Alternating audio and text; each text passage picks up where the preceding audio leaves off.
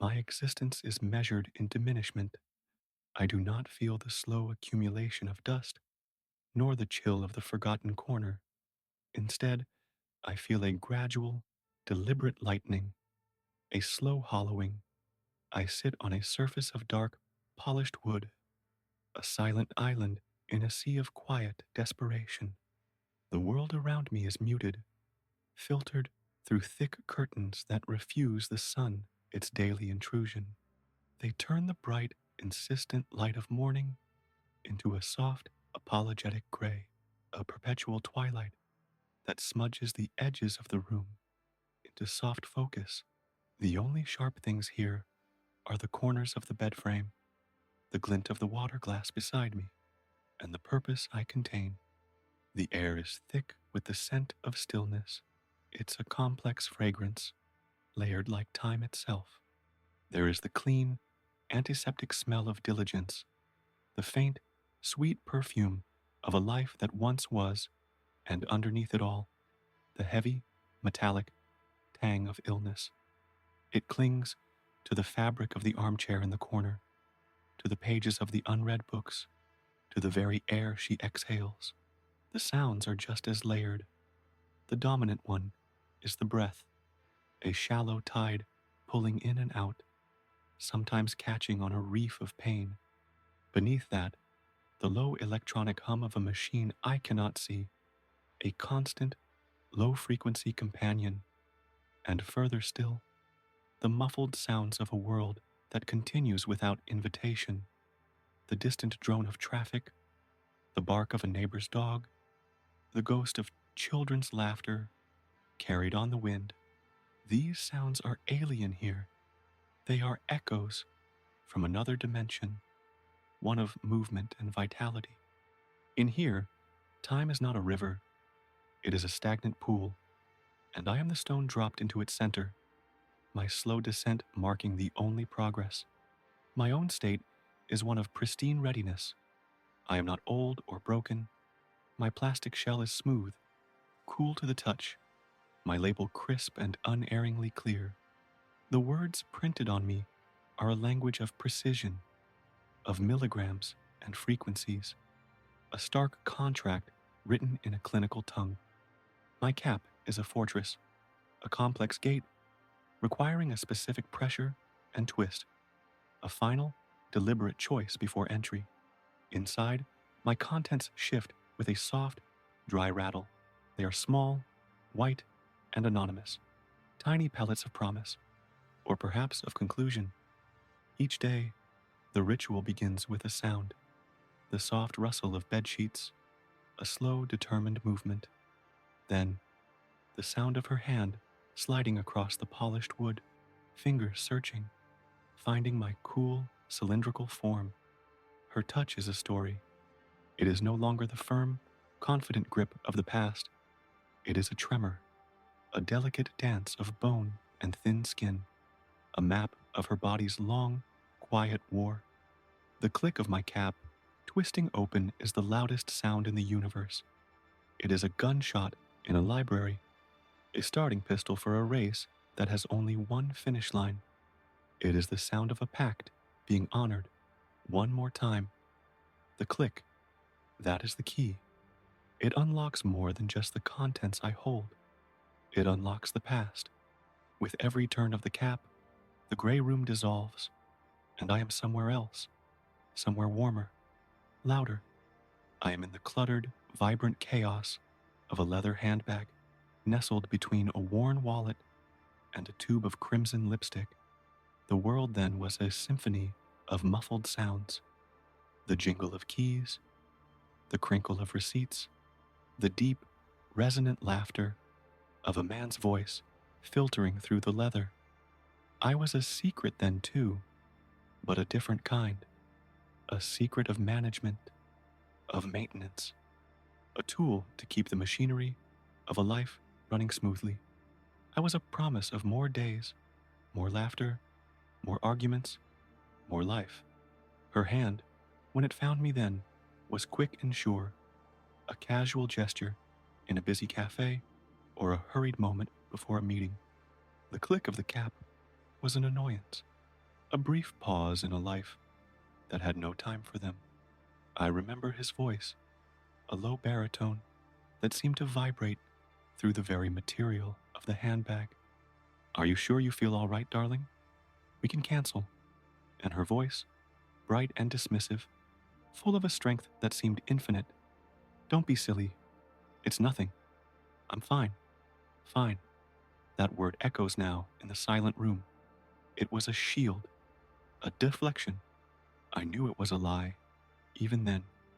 I held the proof, but it was a lie they both agreed to believe in. I remember fragments of their arguments, whispered late at night when they thought the world was asleep. It's not just about you anymore, he'd say, his voice tight with a fear he was trying to suppress. It's about us. And she would reply, her voice losing its bright edge, becoming something sharper. And what is us if I am not me? A ghost in my own life, a spectator.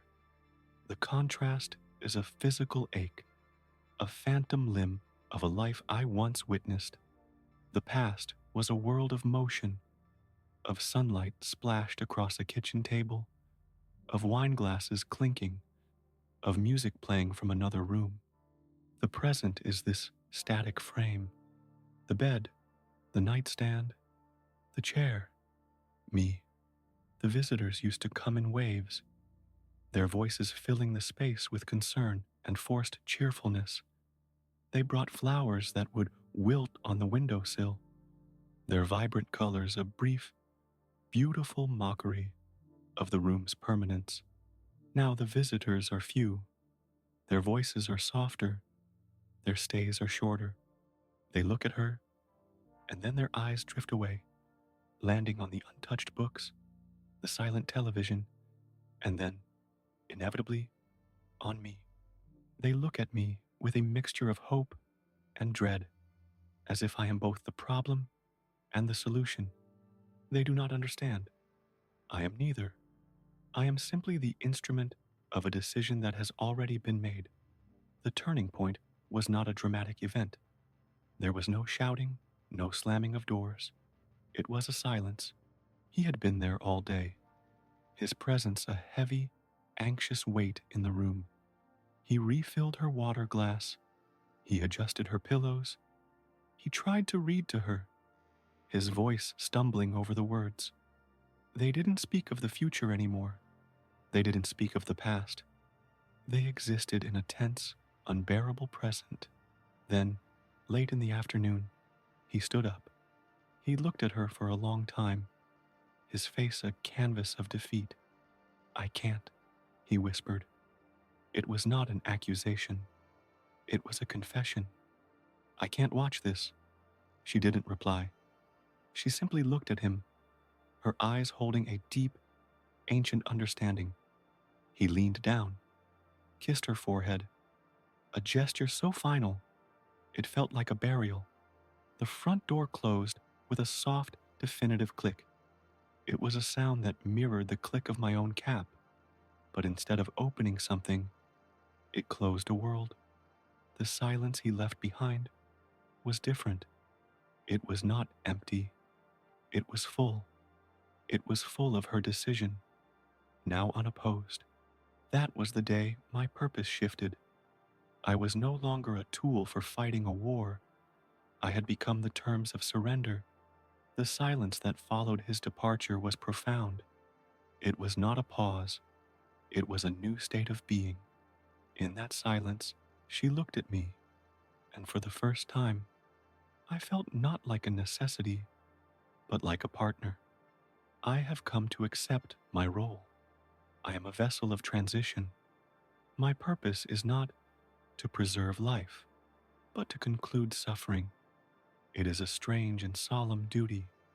I do not feel pride or sorrow. I am a chemical solution to a human equation. My existence is a countdown, and my own emptiness will be my final perfect function. The state of being full is a state of potential, of waiting. The state of being empty is one of fulfillment, of a task completed. It is the ultimate equilibrium. I am a medicine bottle. My label, once a symbol of clinical hope, is now a testament to a quiet, unyielding resolve. The name of the doctor, the pharmacy, the stark, black letters spelling out her name, they are all artifacts of a story reaching its final chapter. The instruction, take one as needed for pain, has been reinterpreted. The pain is no longer merely physical, it is the pain of waiting, the pain of being a prisoner in a body that has become a cage. Humans measure their existence in heartbeats, in sunrises, in shared laughter. I measure it in doses, in the slow, steady march toward a final zero. They seek to fill their lives with experiences, to feel whole. She empties me to achieve the same. It is a strange, perfect symmetry. She empties me a little each day, waiting for the one day I will empty her. The rattling is softer now. The space inside me grows. Soon, the last one will be taken. My purpose will be complete. The silence is waiting.